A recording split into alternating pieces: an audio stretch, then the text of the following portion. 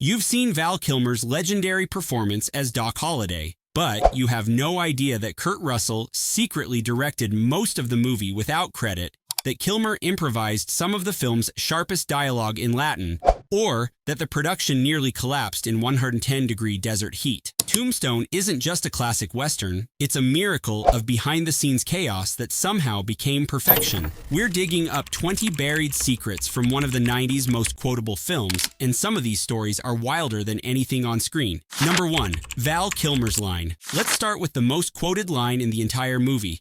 When Val Kilmer delivered, "I'm your huckleberry. That's just my game." during the saloon confrontation with Johnny Ringo, he wasn't trying to create cinema history. He said it casually, almost lazily, the way Doc Holliday would have dismissed an annoying stranger. The line was in the script, but Kilmer's drawling, half-smiling delivery turned it into something else entirely. A catchphrase that would outlive the film itself. Nobody on set realized they'd just captured lightning in a bottle. Kilmer thought it was just another piece of dialogue. Decades later, it's still being quoted, memed, and tattooed on people's arms. Sometimes the best moments happen when you're not even trying. Number 2.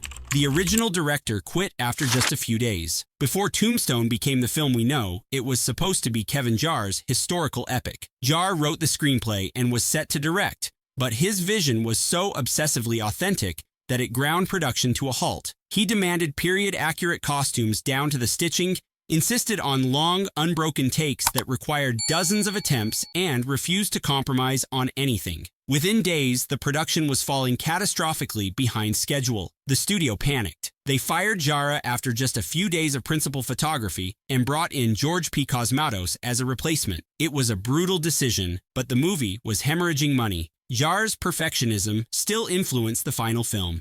His script and his obsession with authenticity remained the foundation. He just wasn't there to see it finished. Number 3. Kurt Russell secretly directed much of the film. Here's where things get really interesting. When George Cosmatos took over as director, he was essentially a ghost. Kurt Russell later revealed in interviews that he quietly directed most of the film himself, making creative decisions, working with actors, and shaping scenes while Cosmatos handled the technical logistics. Russell refused to take official credit because he didn't want the controversy to damage the movie's release. He wanted audiences to focus on the story, not backstage drama. This wasn't ego, it was protection. Russell knew that if word got out about the chaotic production, critics would tear the film apart before anyone saw it. So, he stayed silent, let Cosmatos keep the title, and the secret stayed, buried for years. Number 4. Val Kilmer stayed in character, even off camera. Val Kilmer didn't just play Doc Holliday, he lived as him. Between takes, during lunch breaks, even in his trailer, Kilmer maintained the Southern accent, the slow, languid posture, and those sly, half-lidded mannerisms. Other cast members said it was unsettling at first. Kilmer would stay in character for hours, speaking like Doc, moving like Doc, thinking like Doc. This wasn't method madness for the sake of headlines, it was pure commitment. Kilmer knew that Doc Holliday was the role of his career, and he wasn't going to waste it by switching on and off like a light. The result on screen is undeniable. Every gesture, every glance, every drawling insult feels lived in and real. You can't fake that kind of presence. Kilmer became Doc Holliday, and in some ways, he never fully left. Number 5. Doc Holliday's sweat was real. Doc Holliday was dying of tuberculosis, and Kilmer wanted that visible in every frame. To simulate the constant fever and physical deterioration, Kilmer requested that many of his indoor scenes be filmed in rooms heated far beyond normal comfort levels. The crew cranked up heaters until the air was stifling, and Kilmer performed in that oppressive heat for take after take. The sweat running down his face wasn't movie magic. It was real discomfort. Other actors dreaded working in those scenes because the temperature was borderline unbearable, but Kilmer insisted. He wanted the audience to see Doc suffering without needing to explain it, and it worked. Watch those saloon scenes again. The glistening skin, the labored breathing, the exhaustion in his eyes. That's not acting. That's endurance. Number 6. The gun twirls. Those hypnotic gun spins you see throughout the film, they weren't CGI tricks or camera illusions, they were performed by actual competitive quick-draw artists. Thel Reed, a legendary fast-draw champion and Hollywood firearms coach, trained the actors and personally executed some of the most difficult spins himself. Reed worked with the cast for weeks, teaching them the mechanics, the timing, the wrist angles required to make those revolvers dance. Some actors picked it up faster than others, but everyone had to learn the basics. For the truly impossible moves, the behind-the-back catches, the double-handed flips, Reed stepped in as a hand double. The result is that Tombstone has some of the most authentic and impressive gunplay ever captured on film. These aren't movie tricks. They're real skills, performed at real speed. Number 7. The mustaches were completely real. In an era when fake facial hair was standard, Tombstone went old school. Every major male actor grew his own mustache for the role. Kurt Russell, Sam Elliott, Bill Paxton, Powers Booth, all of them spent months cultivating genuine 1880s-style lip hair. This was a holdover from Kevin Jarre's original vision of total historical authenticity. Even after Jarre left, the mustache mandate stayed. The actors actually appreciated it. Real facial hair moves naturally, catches light differently, and doesn't risk peeling off during intense action scenes. It also forced everyone to commit early. You can't grow a proper cowboy mustache overnight. By the time filming started, the cast looked like they'd stepped out of a Wyatt Earp photograph. No spirit gum required. Number 8. The script was 130 plus pages of pure action. Kevin Jarre's original screenplay was an absolute beast, over 130 pages of dialogue, gunfights, character drama, and historical detail. For context, most Hollywood scripts aim for around 90 to 110 pages, with each page roughly equaling 1 minute of screen time. Jarre's script would have created a 3-hour epic. One studio executive famously called it the longest, most violent Western I've ever read, and budget analysts panicked.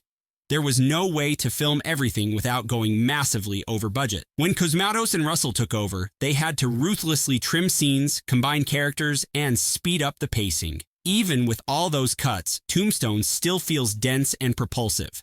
Imagine what the full Jarre version would have looked like. Probably a masterpiece, probably unwatchable, definitely unforgettable. Number 9. The shootout at the OK Corral. The most famous gunfight in Western history was recreated under some of the most punishing conditions imaginable. During the OK Corral sequence, temperatures in the desert location hit 110 degrees Fahrenheit, and the actors were wearing heavy wool coats, vests, and hats.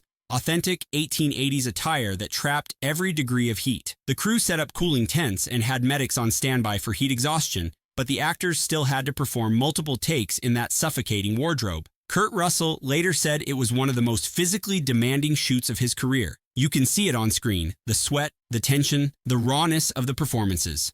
They weren't acting exhausted, they were exhausted. Number 10. Curly Bill's opium scene was historically accurate. When Powers Booth's Curly Bill appears in that surreal opium den scene, it's not Hollywood invention, it's historical fact. The real Curly Bill Brocious, leader of the cowboy gang, was documented as a frequent visitor to opium dens in Tombstone and other frontier towns. Opium use was shockingly common in the 1880s American West, often legal and socially tolerated. Including this detail was a deliberate choice to show the grittier, stranger reality of frontier life. Most Westerns sanitize history into white hats and black hats. Tombstone kept the messy, uncomfortable truth. Curly Bill wasn't just a villain, he was a drug-addicted outlaw living in a time when addiction was barely understood. That complexity makes the character far more interesting than a simple bad guy. Number 11. Sam Elliott rewrote some of his lines. Sam Elliott, playing Virgil Earp, wasn't satisfied with some of his dialogue as written. He felt certain lines were too flowery or modern for a man like Virgil, a no-nonsense lawman who spoke plainly and directly. So Elliott took matters into his own hands, rewriting portions of his dialogue to make Virgil more grounded and historically accurate. The filmmakers trusted him. Elliott had done his research, reading accounts of the real Virgil Earp, and he knew the character's voice better than anyone. The result is that Elliott's Virgil feels lived in and authentic, a man of few words but strong principles. It's a subtle performance, often overshadowed by Kilmer's fireworks, but it anchors the film. Sometimes actors know their characters better than the script does. Number 12. The production couldn't control the horses. Filming in the Arizona desert during summer didn't just punish the human cast, it made the horses nearly impossible to manage. The extreme heat made the animals stubborn, skittish, and unpredictable. Scenes that should have taken 1 or 2 takes often required a dozen attempts because horses would refuse to cooperate, suddenly bolt, or simply stand still despite their rider's commands. The wranglers did their best, but you can't reason with an overheated horse. Several riding sequences had to be completely reshot on cooler days, adding time and cost to an already strained production. In a few wide shots, you can actually see horses acting erratically in the background, refusing to stay in formation. It's one of those authenticity details you don't notice until you know it's there. Number 13. Several extras were actual cowboy reenactors. The production got lucky with some of its background talent. Several extras cast for crowd scenes and background action were real-life cowboy reenactors and Old West enthusiasts who brought their own saddles, hats, spurs, and even period-accurate firearms props. These weren't hired costumers. They owned the gear. Their presence gave Tombstone an unexpected layer of authenticity because these people knew how to wear the clothes, ride the horses, and move like actual 19th century cowboys. Directors often worry that extras will ruin a scene by looking out of place or moving awkwardly. Tombstone had the opposite problem. Some of the extras looked more authentic than the leads. It's a small detail, but it's part of why the film's world feels so lived in and real. Number 14. The lightning scene was real footage. That dramatic lightning-illuminated confrontation, not special effects. The production got incredibly lucky during a shoot when an actual desert thunderstorm rolled in with perfect timing. Rather than wait it out, they kept cameras rolling and captured real lightning flashing across the sky. No CGI, no rotoscoping, no digital enhancement. Just nature cooperating with Hollywood for one perfect moment. This was pure old-school filmmaking, the kind of spontaneous magic that happens when you're willing to adapt instead of control. Director of photography, William A. Fraker immediately recognized the opportunity and adjusted lighting to complement the natural storm. The result is one of the most visually striking sequences in the film, and it cost nothing extra. Sometimes you get lucky. Number 15. Kilmer's Latin improvisation was not in the script. Some of Doc Holliday's most cutting intellectual insults, delivered in Latin, were pure Val Kilmer improvisation. The script called for Doc to mock Johnny Ringo's fake education, but Kilmer added the Latin phrases on the spot to make Doc seem sharper, more classically educated, and infinitely more condescending. Kilmer had studied Latin and knew it would be exactly the kind of pretentious flex a dying, brilliant, alcoholic dentist would use to humiliate an opponent. The other actors were caught off guard during filming, which actually works perfectly.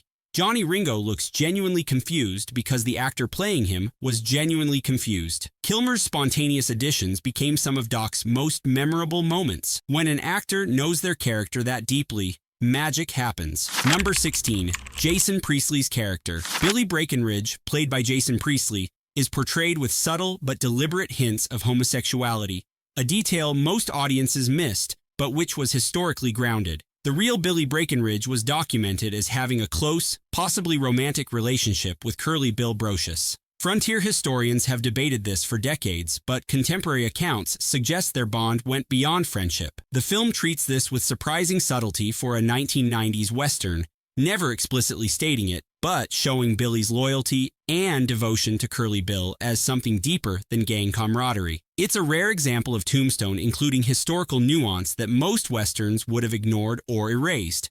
The Old West was queerer and stranger than Hollywood usually admits. Number 17. Wyatt Earp's real descendants visited the set. During production, actual descendants of Wyatt Earp made a visit to the set, consulted on costume details, and gave their approval of Kurt Russell's portrayal. This wasn't a publicity stunt. It was the production reaching out to ensure they were honoring the family legacy. The descendants provided small but important details: how Wyatt wore his hat, the style of boots he preferred, even personality quirks documented in family letters. Russell took their input seriously, incorporating subtle adjustments to his performance. Having the blessing of Earp's family added an emotional weight to the production. Everyone knew they weren't just making a Western, they were telling the story of real people, and those people's descendants were watching. Number 18. The final vendetta ride was inspired by myth. The climactic revenge ride where Wyatt Earp hunts down the cowboys one by one is pure Western mythology. The real Earp vendetta ride happened over several weeks, involved legal warrants, and was far less dramatic than the EZ film suggests. But Tombstone wasn't trying to be a documentary. It was consciously crafting a mythic Western in the tradition of John Ford and Sergio Leone. The vendetta ride was designed like a hero's quest, complete with symbolic confrontations, and biblical overtones. Kurt Russell knew exactly what he was doing, creating a legend, not a history lesson. Sometimes myth serves a deeper truth than facts ever could. Tombstone chose myth, and it worked perfectly. Number 19. Dana Delaney performed her own stunts. Dana Delaney, playing Josephine Marcus, insisted on performing her own horseback riding and several genuinely risky falls and action sequences. This was unusual for a 1990s Western, especially for an actress in a supporting romantic role. Most productions would have used stunt doubles for liability reasons, but Delaney had riding experience and didn't want the disconnect of switching to a double for action shots. She trained with the stunt coordinators, practiced the falls on pads until they were safe, and executed them herself on camera. It's a small detail, but it gives her scenes an immediacy and realism that wouldn't exist otherwise. When Josephine is riding hard across the desert, that's actually Dana Delaney riding hard across the desert. Number 20. The cast bonded over poker nights. Between shoots, Kurt Russell, Val Kilmer, Sam Elliott, and several other cast members played high-stakes poker in their hotel, and those late-night games actually influenced the film's dialogue. The banter, the insults, the easy camaraderie you see between the Earp brothers and Doc Holliday, some of that came directly from how these actors talked to each other over cards and whiskey. Russell later said those poker nights were essential to building the brotherhood on screen. You can't fake that kind of chemistry. The actors genuinely liked each other, genuinely competed with each other, and those real relationships bled into their performances. Some of the best moments in Tombstone feel improvised because they practically were just conversations between friends who happened to be in costume. Tombstone survived chaos, heat, and a secret director to become a Western legend. Every mustache, every gun spin, every sweating performance was earned the hard way. If you loved these buried secrets, hit subscribe for more retro deep dives. The Old West was messy, and that's exactly why we can't stop watching.